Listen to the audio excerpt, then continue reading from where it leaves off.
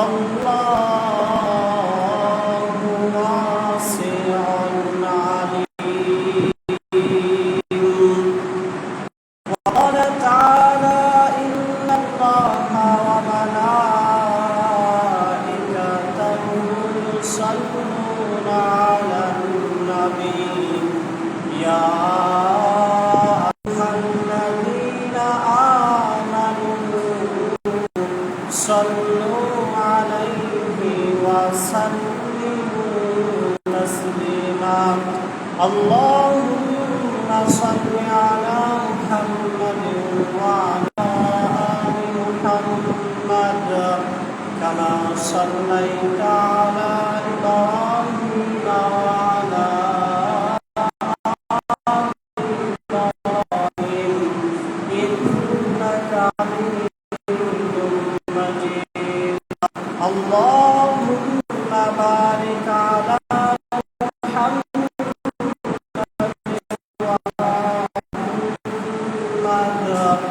كما باركت على إبراهيم وعلى آل إبراهيم إنك حميد مجيد كشف الدجى بجماله حسنت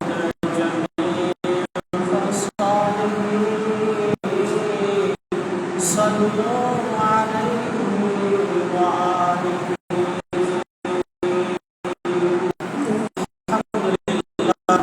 আল্লাহ পাক রব্বুল আলামিনের অসংখ্য অগণিত শুকর আদায় করছি, যিনি আমাদেরকে পবিত্র দিনের দুনিয়াবি সকল ব্যস্ততা থেকে অবসর দিয়ে মহান আল্লাহ রব্বুল আলামিনের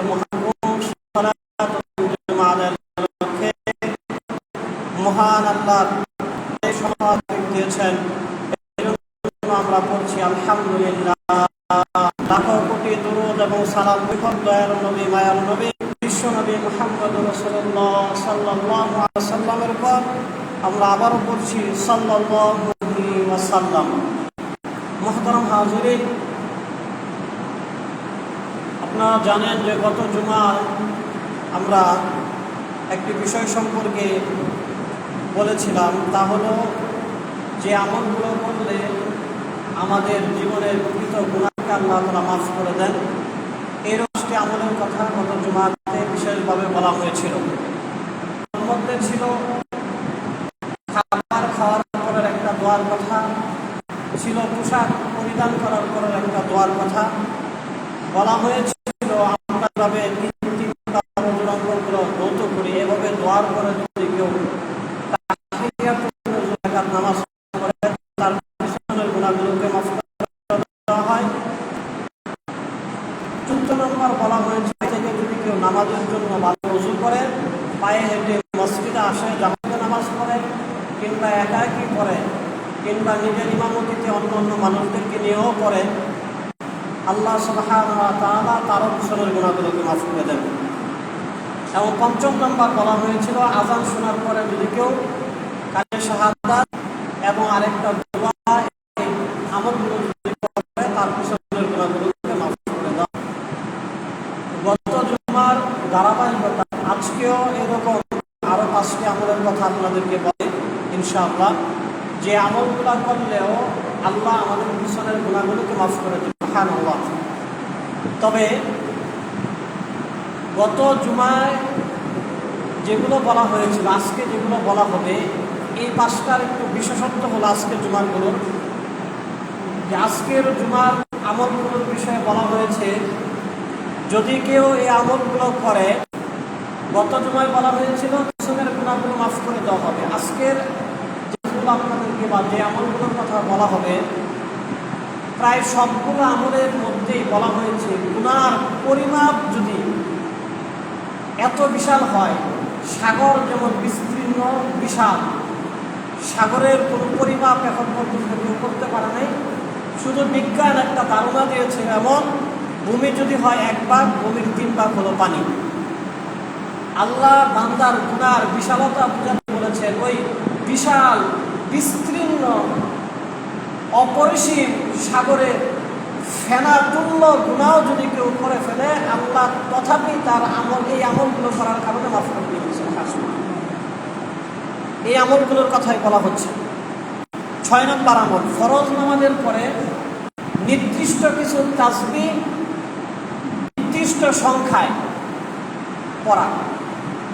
এই আমল করলেও জীবনের গুনাহ মাফ হয়ে যাবে, যদিও গুনার পরিমাণগুলো সাগরের ফেনা তুল্য হয়। যেমন তিরমিজি শরীফের মধ্যে আসে, হযরত আবু হুরায়রা রাদিয়াল্লাহু আনহু বলেন, عن أبي هريرة رضي الله تعالى عنه عن رسول الله صلى الله عليه وسلم من سبح الله في دبر كل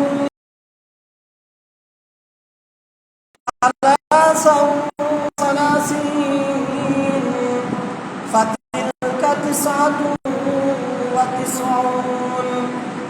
হযরত আবু হুরায়রা রাদিয়াল্লাহু আনহু বলেন, নবীজি সাল্লাল্লাহু আলাইহি ওয়াসাল্লাম বলেছেন, যে ব্যক্তি প্রত্যেক ফরজ নামাজের পরে 33 বার পড়বে সুবহানাল্লাহ, 33 বার পড়বে আলহামদুলিল্লাহ, 33 বার পড়বে আল্লাহু আকবার, ফাতিলকা 99।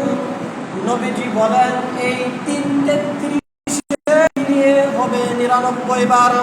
ওয়াকালা তামামান মিয়াতি, এবং নবীজি বলেন এই 99-কে 100 পরিপূর্ণ করার জন্য বলবে, লা ইলাহা ইল্লাল্লাহু ওয়াহদাহু লা শারীকা লাহু লাহুল মুলকু ওয়া লাহুল হামদু ওয়া হুয়া আলা কুল্লি শাইইন কাদির। নবীজি বলেন, প্রত্যেক ফরজ নামাজের পরে 33 বার সুবহানাল্লাহ, 33 বার আলহামদুলিল্লাহ, 33 বার আল্লাহু আকবার, এই হলো 99 বার। আর একবার পড়বে লা ইলাহা ইল্লাল্লাহু ওয়াহদাহু লা শারীকা লাহু লাহুল মুলকু ওয়া লাহুল হামদু ওয়া হুয়া আলা কুল্লি শাইইন কাদির। এই দোয়ার দ্বারা 100 বার পরিপূর্ণ হয়ে যাবে। নবীজি বলেন, আল্লাহ তার সব গুনাহগুলোকে মাফ করে দিবেন। ওয়াইন কানাত মিসলা সাবাদিল বাহর, যদিও তার গুনার পরিমাণগুলো সাগরের ফেনা তুল্য হয়। সুবহানাল্লাহ, কত সহজ আমল। আমরা হয়তো এই সবগুলো বলতে 3 থেকে 4 মিনিট সময় লাগবে সর্বোচ্চ, আরো কমও লাগতে পারে। সুবহানাল্লাহ সুবহানাল্লাহ 33 বার বলতে আর কতক্ষণ লাগে? আলহামদুলিল্লাহ আলহামদুলিল্লাহ, আল্লাহু আকবার আল্লাহু আকবার 33 বার করে বলতে বেশি সময় লাগে না। লা ইলাহা ইল্লাল্লাহ লা ইলাহা ইল্লাল্লাহ ওয়াহদাহু লা শারীকা লাহু লাহুল মুলকু ওয়া লাহুল হামদু ওয়া হুয়া আলা কুল্লি শাইইন কাদির। এই আমলটা যদি কেউ প্রত্যেক ফরজ নামাজ, অর্থাৎ প্রতিদিন 5 ওয়াক্ত ফরজ নামাজের পরে কেউ পড়ে, নবীজি বলেন তার গুনাহগুলো তো আল্লাহ মাফ করবেন। এখন গুনাহ যদি অনেক বেশি হয়, নবীজি বলেন বেশি গুনাহ হবে, সুবিশাল সাগরের ফেনার থেকে বেশি তো গুনাহ সে করবে না। এত বেশি গুনাহ যদি হয়ে যায়, আল্লাহ তারপরেও গুনাহগুলো মাফ করবেন। আল্লাহ সুবহানাহু ওয়া তাআলা আমাদেরকে ফরজ নামাজগুলোর পরে আমলটা করার তৌফিক দান করে, সবাই বলে আমিন। মুহতারাম হাজিরিন, আরেকটা সহজ এবং সুন্দর আমলের কথা বলছি, 7 নম্বর। তা হলো রাতে যখন আমরা ঘুমাতে যাই, এই বিছানায় যাওয়ার পরে, ঘুমানোর সময় বিছানায় যাওয়ার পরে বর্ণিত একটি দোয়া আছে। এই দোয়া যদি কেউ পাঠ করে, তখনও আল্লাহ বান্দার পিছনে সব গুনাহগুলোকে মাফ করে দিবেন, যদিও গুনাহগুলো সাগরের ফেনার মতো বেশি থাকে। এই হাদিসের বর্ণনাকারী হযরত আবু হুরায়রা রাদিয়াল্লাহু আনহু। ইবনে হিব্বান কিতাবের মধ্যে আসছে, নবীজি বলেন, عن أبي هريرة رضي الله تعالى عنه قال قال رسول الله صلى الله عليه وسلم من قال حين يأوي إلى فراشه আবু হুরায়রা রাদিয়াল্লাহু আনহু বলেন, নবীজি সাল্লাল্লাহু আলাইহি ওয়াসাল্লাম বলেছেন, যখন ব্যক্তি রাতে ঘুমানোর জন্য তার বিছানায় যায়, তখন যদি সে বলে লা ইলাহা ইল্লাল্লাহু ওয়াহদাহু লা শারীকা লাহু লাহুল মুলকু ওয়া লাহুল হামদু ওয়া হুয়া আলা কুল্লি শাইইন কাদির লা হাওলা ওয়া লা কুওয়াতা ইল্লা বিল্লাহিল আলিয়্যিল আযীম সুবহানাল্লাহি ওয়ালহামদুলিল্লাহ ওয়া লা ইলাহা ইল্লাল্লাহু আল্লাহু আকবার। কত সহজ তো, আমরা তো এটা পারি। লা ইলাহা ইল্লাল্লাহু ওয়াহদাহু লা শারীকা লাহু লাহুল মুলকু ওয়া লাহুল হামদু ওয়া হুয়া আলা কুল্লি শাইইন কাদির সুবহানাল্লাহ আলহামদুলিল্লাহ ওয়া লা ইলাহা ইল্লাল্লাহু আল্লাহু আকবার। শুধু এই দোয়াটুকু যদি করে, নবীজি সাল্লাল্লাহু আলাইহি ওয়াসাল্লাম বলেছেন যে আল্লাহ তার পিছনের সব গুনাহগুলোকে মাফ করে দিবেন, যদিও তার গুনাহগুলো মিসলা জাবাদিল বাহরি, সমুদ্রের ফেনার মতো বেশিও হয়। সুবহানাল্লাহ। ইচ্ছা করলে আমরা এই আমলগুলো করতে পারি। দেখেন, আমরা অনেক সময় শুনি যে আল্লাহ তাআলা এক হাদিসের মধ্যে বলছেন যে তোমরা আল্লাহ জিকির ওইভাবে করো যখন জিকির করতে করতে তোমাদের অবস্থা মানুষ পাগলের মতো হয়ে যায়। এখন অনেক সময় আমরা বিভিন্ন ইউটিউবে ভিডিওর মধ্যে বিভিন্ন জিকির দেখি বা বিভিন্ন জায়গায় জিকির দেখি, যে জিকির করতে করতে উৎপট মানে কাজকর্ম করে ফেলায়, লাফালাফি করে, কাপড় টাপড় ঠিক থাকে না, আরেকজন উপরে চলে যায়। এটাও এক ধরনের পাগলামি, কিন্তু শরীয়ত সম্মত যেহেতু এই পাগলামিগুলো না, সুতরাং এটা আসল পাগলামির উদ্দেশ্য না। পাগলামের আরেকটা ধরন হলো এক ব্যক্তির কথাই বারবার বলতে থাকা, একই কথা বারবার বলা। আমরা যদি এক কথা বারবার বলি, কেউ বলতে বাধ্য হবে, তোর কি মাথায় খারাপ, তুই এক কথা বারবার বলিস কেন? এটাও পাগলামের একটা সিস্টেম, এবং এটা শরীয়ত সম্মত। আমরা যখন উঠতে বসে আল্লাহ তাসবিহাতগুলো পাঠ করবো, জিকির করবো, ফরজ নামাজের পরে জিকির, বিছানায় যায় জিকির, নামাজ একটা জিকির, আল্লাহর ইবাদতগুলো বারবার পালন করতে থাকবো। মানে আমাদের অবস্থা এমন যে আমরা সব সময় শুধু এক আল্লাহর কাজকর্মই করতে থাকি, এক আল্লাহ জিকির আজকারি করতে থাকি। এটাও এক ধরনের পাগলামি, এবং এই পাগলামিটাই শরীয়ত সম্মত পাগলামি। মানে এক আল্লাহর জিকির সবসময় আমাদের মুখে লেগেই আছে। এজন্য আমরা ফরজ নামাজের পরে যেমন ওই দোয়া করলে পিছনে সব গুনাহ মাফ হবে, যদিও গুনাহগুলো সাগরের ফেনার মতো বিশাল হয়, অনুরূপভাবে রাতে ঘুমানোর সময় বিছানায় গিয়ে এই দোয়াটা পড়লেও আমাদের পিছনে সব গুনাহগুলোকে আল্লাহ মাফ করে দিবেন, যদিও আমাদের গুনার পরিমাণগুলো একদম সাগরের ফেনা তুল্য হয়। মহতারাম হাজরিন, এরপরে 8 নম্বর একটা আমল আপনাদেরকে বলছি, যে আমল করলেও জীবনের পিছনে সব গুনাহ আল্লাহ মাফ করে দিবেন। হাদিসে বর্ণিত একটি দোয়ার কথা নবীজি বলেছেন। বর্ণনাকারী আব্দুল্লাহ ইবনে আমর রাদিয়াল্লাহু আনহু, তিনি বলেন, عن عبد الله بن عمرو رضي الله تعالى عنهما قال قال رسول الله صلى الله عليه وسلم ما على الأرض أحد يقول আব্দুল্লাহ ইবনে আমর রাদিয়াল্লাহু আনহুমা বলেছেন, নবীজি সাল্লাল্লাহু আলাইহি ওয়াসাল্লাম ইরশাদ করেন, দুনিয়াতে এমন কোনো ব্যক্তি নাই, জমিনের উপর এমন কোনো মানুষ নাই যেই ব্যক্তি এটা বলবে। কোনটা? নবীজি বলেন, লা ইলাহা ইল্লাল্লাহু আল্লাহু আকবার ওয়া লা হাওলা ওয়া লা কুওয়াতা ইল্লা বিল্লাহ। এই ছোট্ট দোয়া, লা ইলাহা ইল্লাল্লাহু আল্লাহু আকবার ওয়া লা হাওলা ওয়া লা কুওয়াতা ইল্লা বিল্লাহ। নবী বলেন, পৃথিবীর মধ্যে বিচরণকারী এমন কোনো মানুষ নাই যেই ব্যক্তি এই দোয়া পড়বে, ইল্লা কুফিরাত আনহু খাতায়াহু, আল্লাহ তার সব গুনাহগুলো থেকে তাকে পবিত্র করে দিবেন। সুবহানাল্লাহ। ওয়ালাউ কানাত মিসলা জাবাদিল বাহর, যদি বেশি হয় সাগরের ফেনার মতো বেশি গুনাহ যদি কেউ করে, পৃথিবীতে এমন মানুষ নাই যেই ব্যক্তি এই দোয়া পড়বে আর তার আমলের মধ্যে গুনাহ থাকবে। সুবহানাল্লাহ। অর্থাৎ যেই ব্যক্তি এই পড়বে, তার গুনাহগুলো একদম সাগরের ফেনার মতো বেশিও যদি হয়, এই দোয়া পড়লে আল্লাহ তাআলা তার গুনাহগুলো মাফ করে দেবেন। তিরমিজি শরীফ, নাসাই শরীফ, তারগীব আত-তাহরীব, এই সবগুলো কিতাবের মধ্যে এই হাদিসটা আসছে। আল্লাহ সুবহানাহু ওয়া তাআলা আমাদেরকে আমল করার তৌফিক দান করুন, সবাই বলি আমিন। মুহতারাম হাজিরিন, এই যে দোয়াগুলোর কথা বলা হচ্ছে, প্রায় সবগুলো দোয়ার শব্দ কাছাকাছি, হয়তো পড়ার ধরনগুলো ভিন্ন।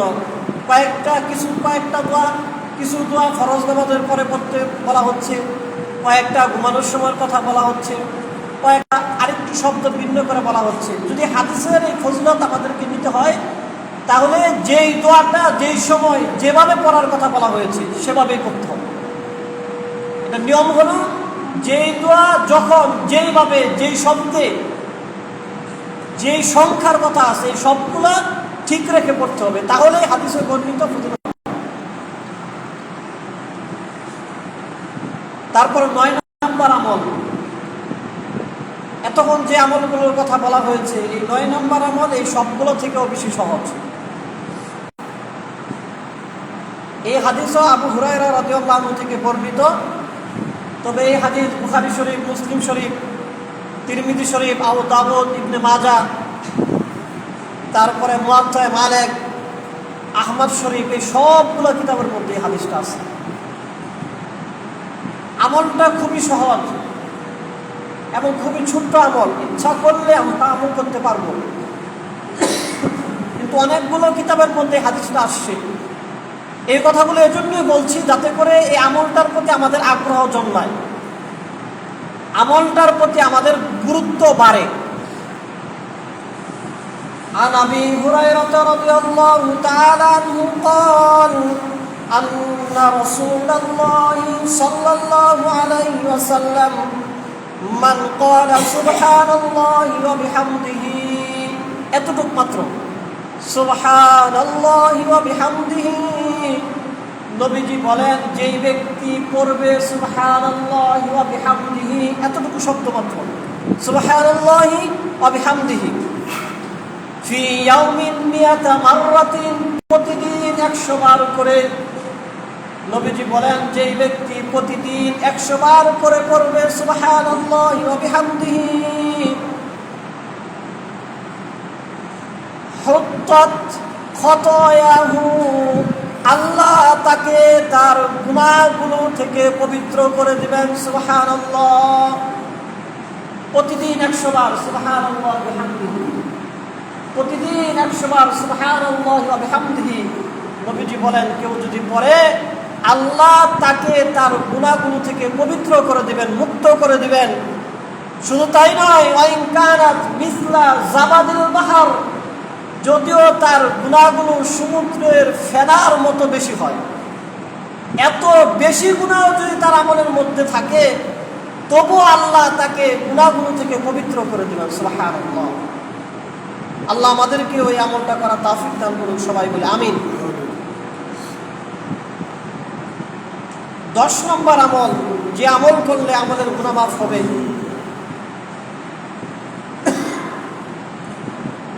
এই হাদিস তিরমিজি শরীফ,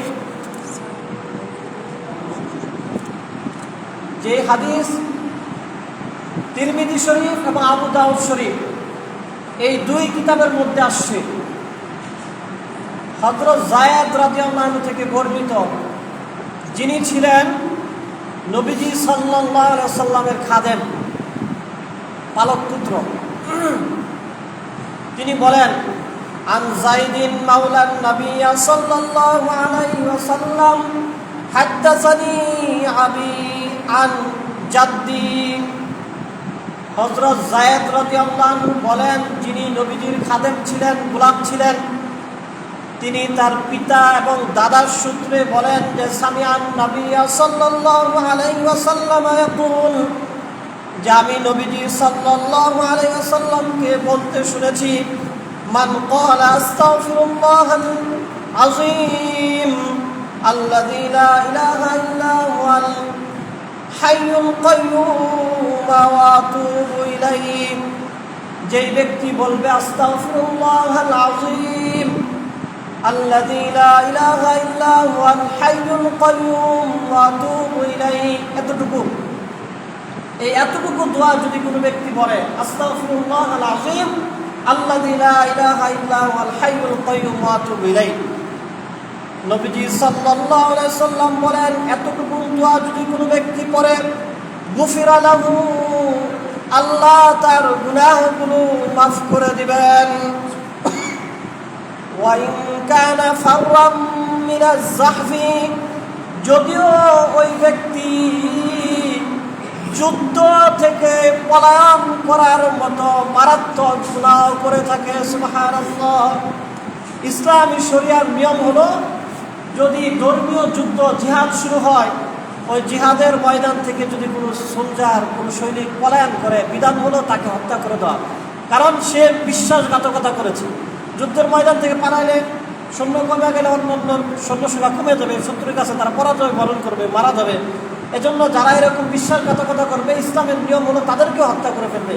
নবীজি বলেন যদি এমন মারাত্মক গুনাহ কখনো করে ফেলে আল্লাহ এমন গুনাহগারকেও মাফ করে দেবেন যে ব্যক্তি বলবে আস্তাগফিরুল্লাহাল আযীম আল্লাযী লা ইলাহা ইল্লা হুয়াল হাইয়ুল কাইয়্যুম ওয়া আতুবু ইলাইহি। এই দোয়াটুকু যদি কোনো ব্যক্তি করে, সুবহানাল্লাহ।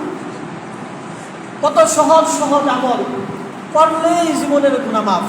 যেমন আমরা তো প্রতিনিয়ত চলতে থাকি, গুনাহ করতে থাকি। যখন আমরা সব সময় এই আমলগুলো বারবার করতে থাকবো, বিভিন্ন সময় করতে থাকবো, যে এই গুনাহগুলো হতে থাকবে, গুনাহগুলো মাফও হতে থাকবে। এরকম আরেকটা হাদিস আছে, বর্ণনাকারী আব্দুল্লাহ ইবনে মাসউদ রাদিয়াল্লাহু আনহু, তিনি বলেন নবীজি সাল্লাল্লাহু আলাইহি ওয়াসাল্লাম বলেছেন মান ক্বালা আস্তাগফিরুল্লাহাল্লাযী লা ইলাহা ইল্লা হুয়াল হাইয়ুল কাইয়্যুম ওয়া আতুবু ইলাইহি সালাসান, যে ব্যক্তি তিনবার বলবে আস্তাগফিরুল্লাহাল্লাযী লা ইলাহা ইল্লা হুয়াল হাইয়ুল কাইয়্যুম ওয়া আতুবু ইলাইহি, তিনবার আস্তাগফিরুল্লাহাল্লাযী লা ইলাহা ইল্লা হুয়াল হাইয়ুল কাইয়্যুম ওয়া আতুবু ইলাইহি, নবীজি বলেন যদি কোনো ব্যক্তি এই দোয়া পাঠ করে গুফিরাত লাহু যুনুবাহু, আল্লাহ তাকে তার জীবনের গুনাহগুলো থেকে মুক্তি করে দেবেন, মুক্ত করে দেবেন, তার আমলনামার মধ্যে আর কোনো গুনাহ থাকবে না। ওয়া ইন কানা ফাররাম মিনাজ যাহফি, যদিও ওই ব্যক্তি যুদ্ধ থেকে পলায়ন করার মতো মারাত্মক গুনাহ হয়ে থাকে, সুবহানাল্লাহ। আত-তারগীব আত-তারহীব এবং তাবরানী শরীফ, এই দুইটা কিতাবের মধ্যে এই হাদিসটা আসছে। আল্লাহ সুবহানাহু ওয়া তাআলা যেন আমাদেরকে এই দোয়াগুলো বিভিন্ন সময় পড়ে জীবনের গুনাহগুলো মাফ করার তৌফিক দান করে, সবাই বলে আমিন।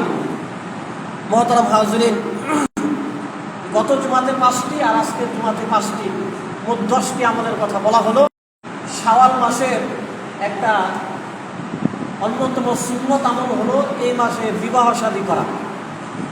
বিবাহের উপযুক্ত পাত্র পাত্রী থাকলে এই মাসে বিবাহের আয়োজন করা।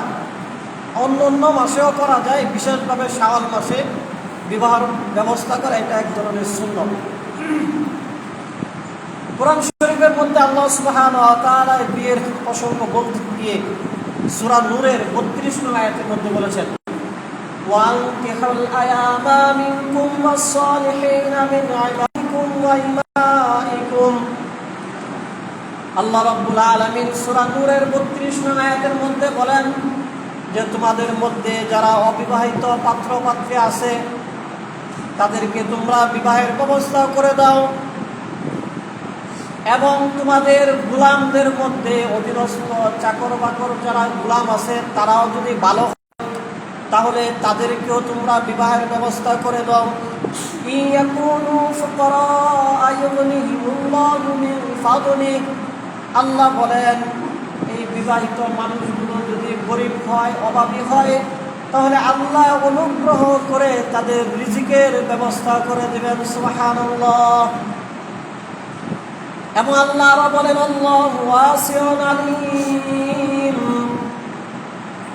নিশ্চয় আল্লাহ তাআলা মহা অনুগ্রহকারী এবং সর্বজ্ঞ। অর্থাৎ কোনো ব্যক্তি বিবাহ করলো, কাউকে বিবাহ দিল, আল্লাহ বলেন অভাব অনটন যেগুলো আছে আমি আল্লাহ তার রিজিকের ব্যবস্থা করে দেবো, তার কর্মসংস্থানের একটা অবলম্বন তাকে আমি আল্লাহ দান করব, অভাব অনটন থেকে বাঁচার একটা ব্যবস্থা আমি তাকে করে দিব।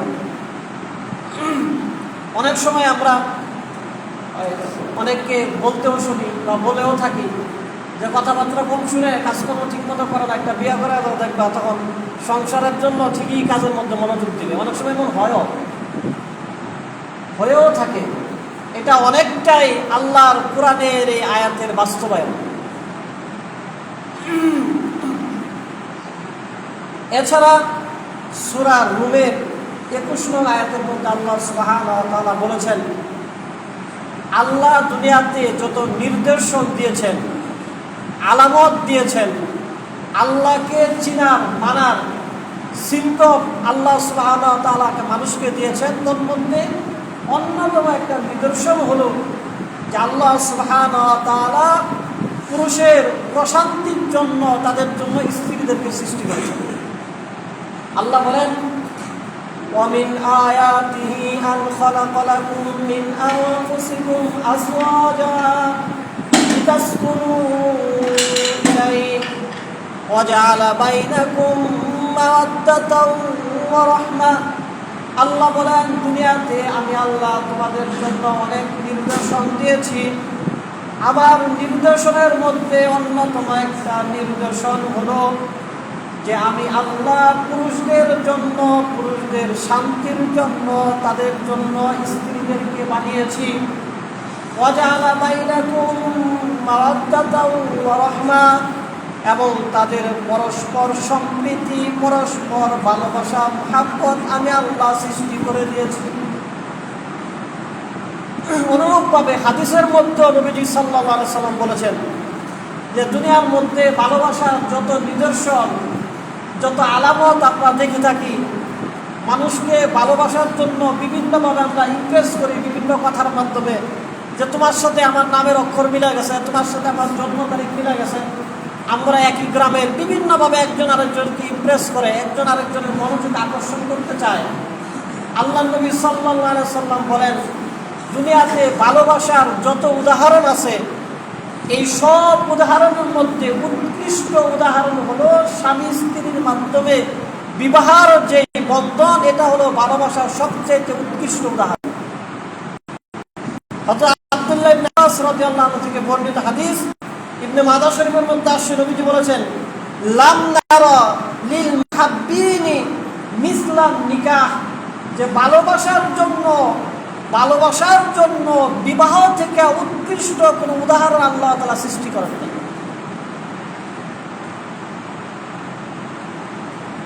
এজন্যই মুসলিম দেশগুলোতে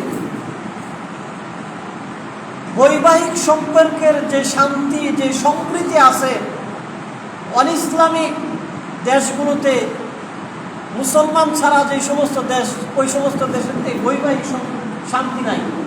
তাদের বৈবাহিক সম্পর্কটা বিবাহ বহির্ভূত হয়, এজন্য সেগুলোর মধ্যে মহব্বত আর ভালোবাসা থাকে না।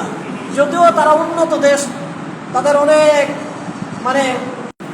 শান্তির উপকরণ অনেক আছে, বাড়ি গাড়ি সব থাকে, কিন্তু পারিবারিক শান্তি তাদের ভিতরে নেই, কারণ তাদের সম্পর্কগুলো বিবাহ বহির্ভূত। তো মুসলিম দেশগুলো, আমাদের দেশ সহ, যে তাদের দাম্পত্য জীবনে সুখ সমৃদ্ধি উপকরণ কম কিন্তু শান্তি অনেক বেশি, কারণ তারা বৈধ একটা বৈবাহিক সম্পর্কের ভিতরে থাকে। নবীজি এই হাদিসের মধ্যে এটাই বলছেন যে পৃথিবীতে ভালোবাসার জন্য বৈবাহিক সম্পর্ক থেকে উত্তম আর কোনো দৃষ্টান্ত নাই। শুধু তাই নয়, আব্দুল্লাহ ইবনে আমর রাদিয়াল্লাহু আনহু এক হাদিসে নবীজি বলেছেন যে ক্বালা ইন্নামাদ দুনিয়া মাতা, যে সমগ্র দুনিয়াটাই হলো দৈনাসর্য, সমগ্র দুনিয়াটাই হলো কোনো না কোনোভাবে উপকার অর্জন করার বস্তু। দুনিয়ার বিভিন্ন বস্তুর মাধ্যমে মানুষ বিভিন্ন ধরনের উপকার নিয়ে থাকে। নবীজি বলেন, ওয়ালাইসা মিন মাতা'আদ দুনিয়া শাইউন আফদালু মিনাল মারআতিস সালিহা, তবে যেই ঘরে একজন নেককার স্ত্রী থাকে, ওই নেককার স্ত্রীর মাধ্যমে একজন পুরুষ বা ওই পরিবার যে উপকার পাবে, সমগ্র দুনিয়ায় এইরকম উপকারী বস্তু আরেকটাও নেই। সারা দুনিয়া থেকেই আমরা বিভিন্নভাবে উপকার নিতে পারবো। তবে যেই ঘরে নেককার স্ত্রী আছে, এই নেককার স্ত্রীর মাধ্যমে ওই ঘরে ওই পরিবারের যে উপকার হবে, সমগ্র দুনিয়ার সব সম্পদের মাধ্যমে ওই উপকার আর পাওয়া যাবে। এই হাদিস দ্বারা ঘরে বৈধ বৈবাহিক সম্পর্ক ইসলামী রীতিনীতি অনুযায়ী স্ত্রী থাকার একটা বড় নিয়ামতের কথা বোঝা যায়। নবীজি সাল্লাল্লাহু আলাইহি সাল্লাম অপর এক হাদিসের মধ্যে বলেছেন যে যখন তোমরা উপযুক্ত পাত্র এবং পাত্রী পেয়ে যাবে, তখন তোমরা কালক্ষেপণ না করে বিয়ে দিয়ে দিবে। আবু হাতেম মাজানি রাদিয়াল্লাহু আনহু থেকে বর্ণিত, তিনি বলেন, নবীজি বলেছেন, ইযা জাআকুম মান তারদাউনা দীনাহু ওয়া খুলুকাহু, যদি কোনো পাত্রের বা পাত্রীর দীনদারি এবং চরিত্র দেখে তোমাদের পছন্দ হয়, পাত্র এবং পাত্রীর দীনদারিতা এবং চারিত্রিক গুণাবলী দেখে তোমাদের পছন্দ হয়, ফানকিহুহু, তাহলে তোমরা তাদের বিবাহ দিয়ে দিও। পাত্রের চরিত্র ভালো, দীনদারিতা আছে, ধর্মকর্ম মেয়ে বিয়ে দিয়ে দাও। মেয়ের চরিত্র ভালো, মেয়ে ধর্মকর্ম ওই মেয়েকে তোমরা বিবাহ করে নাও। নবীজি বলেন, ইল্লা তাফআলু তাকুন ফিতনাতুন ফিল আরদি ফাসাদুন, যদি এমন না করো, দীনদারিতা আছে, চরিত্র ভালো, তারপরেও বিয়ে শাদী না দাও, তাহলে মনে রেখো যে এই কাজটা না করার কারণে পৃথিবীর মধ্যে ফাসাদ সৃষ্টি হবে, বিশৃঙ্খলা দেখা দিবে। এই হাদিস শোনার পরে সাহাবায়ে কেরাম প্রশ্ন করলেন, ক্বালু ইয়া রাসূলুল্লাহ ওয়া ইন কানা ফিহি, সাহাবায়ে কেরাম প্রশ্ন করলেন, ইয়া রাসূলুল্লাহ, আপনি তো দুইটা গুণের কথা বলছেন, চরিত্র ভালো আর দীনদারিতা, কিন্তু এছাড়াও তো ত্রুটি আছে, পাত্র হয়তো একটু গরিব বা পাত্রী হয়তো গরিব বা অন্য একটু কম শিক্ষিত, অন্য কোনো ত্রুটি আছে পাত্র পাত্রীর মধ্যে। নবীজি এই কথা শোনার পরে আগের কথাটা আবার সালাসা মাররাতিন, 3 বার বলছেন যে অন্য বিষয়গুলো বেশি দরকার নাই, পাত্র মোটামুটি ধর্মকর্ম করে চরিত্র ভালো বিয়ে দিয়ে দাও, টাকা পয়সা না থাকলেও দিয়ে দাও। কারণ টাকা পয়সা অনেক দেখলা, চরিত্র ভালো না, নেশা করে। টাকা পয়সা অনেক দেখলা, কিন্তু মেয়ের চরিত্র ভালো না, চিন্তা করছো যাই হোক বিয়া করে আলাই, পরে না ঠিক হয়ে যাবে, কিন্তু ঠিক তো আর হইল না। নবীজি বলেন, অন্য দিক যদি কমও থাকে, কিন্তু এই 2 দিক যদি ভালো থাকে, তাহলে তোমরা চিন্তা না করে তোমরা বিয়ে দিয়ে দাও। এটা তিরমিজি শরীফের হাদিস। আর এই শাওয়াল মাসে বিয়ে করা আলাদা একটা সুন্নাত, যে কথাটা বলার জন্য এই এতগুলো কথা বললাম। হযরত আয়েশা রাদিয়াল্লাহু আনহা বলেছেন যে ক্বালাত তাযাওয়াজানি রাসূলুল্লাহ সাল্লাল্লাহু আলাইহি ওয়াসাল্লাম ফি শাওয়ালিন, আয়েশা রাদিয়াল্লাহু আনহা বলেন যে আমার এবং রাসূলের বিয়ে হয়েছিল এই শাওয়াল মাসে।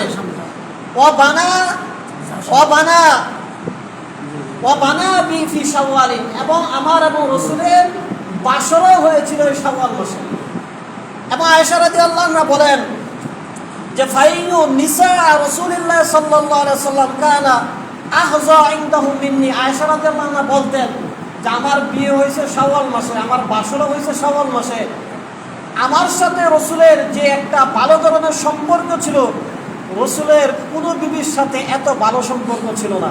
আয়েশা রাদিয়াল্লাহু আনহা বুঝাতে চেয়েছেন যে এটা আল্লাহ শাওয়াল মাসের বরকতের কারণে দিয়েছেন। সুবহানাল্লাহ।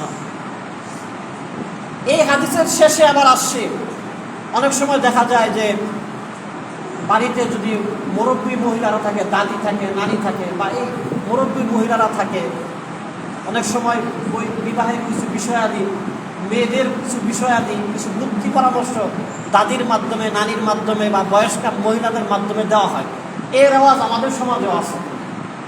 নাতিকে একটু সংসার সম্পর্কে, স্বামীর বৈবাহিক সম্পর্ক সম্পর্কে কিছু পরামর্শ, বুদ্ধি পরামর্শ দেয়। এটা সাধারণত মহিলারাও দেয়, বা অনেক সময় যদি জ্ঞানী গুণী কেউ থাকে, ইমাম সাহেব হয়, বা এরকম আলেমা কোনো মহিলা আছে যে ওই মহিলা আলেম এরকম আছে যে ওনার কাছে যে হুজুরের বউর কাছে বা এরকম নামাজি মহিলা ওনার কাছে পরামর্শ, এই ধরনের রেওয়াজ আমাদের সমাজে আছে। আয়েশা রাদিয়াল্লাহু আনহার যুগে তার থেকে অনেক সাহাবী থেকেও, পুরুষ সাহাবী থেকেও আয়েশা রাদিয়াল্লাহু আনহার ইলম ফতোয়া অনেক গ্রহণযোগ্য ছিল, ইনি এত বেশি মানে জ্ঞানী ছিলেন। এজন্য আয়েশা রাদিয়াল্লাহু আনহার বংশের মহিলাদের যখন বিবাহ হইতো, আয়েশা রাদিয়াল্লাহু আনহার কাছে যখন বুদ্ধি চাইতো, পরামর্শ চাইতো, আয়েশা রাদিয়াল্লাহু আনহা কি করতেন? ওয়াকানাত আয়েশাতু তাস্তাহিব্বু আন তুদখিলা নিসাহা ফি শাওয়ালিন। আয়েশা রাদিয়াল্লাহু আনহা তার বংশের মেয়েদেরকে বাসর করে শাওয়াল মাসে পাঠাতে পছন্দ করতেন। বুদ্ধি দিতেন যে বিয়ে আগে হয়েছে, কোনো কারণে বাসর পরে হবে বা উঠিয়ে পরে নেবে, তাহলে শাওয়াল মাসেই যায়। এই পরামর্শ আয়েশা রাদিয়াল্লাহু আনহা দিতেন। এই হাদিস দ্বারাও শাওয়াল মাসে বিয়ের একটা মানে ফজিলত এবং একটা মানে গুরুত্ব বোঝা যায়। এই শাওয়াল মাস এখন চলতেছে, আল্লাহ সুবহানাহু ওয়া তাআলা যেন আমরা তো আমল করি, আমলগুলো যাতে সব দিক থেকে একদম ফজিলতে ভরপুর থাকে, আমরা সেইভাবে লক্ষ্য করে করলাম। আল্লাহ সুবহানাহু ওয়া তাআলা আমাদের সবাইকে আমল করার তৌফিক দান করে। যেই সমস্ত বাড়িতে বিবাহিত পুরুষ এবং মহিলারা আছে, ছেলে মেয়ে আছে, আল্লাহ তাআলা যেন তাদের সবাইকে দ্রুত নেক পাত্র এবং পাত্রীর ব্যবস্থা করে দেন। আমরা সবাই মিলে আমিন। যারা পরে আসছি ইনশাআল্লাহ যারা অবদান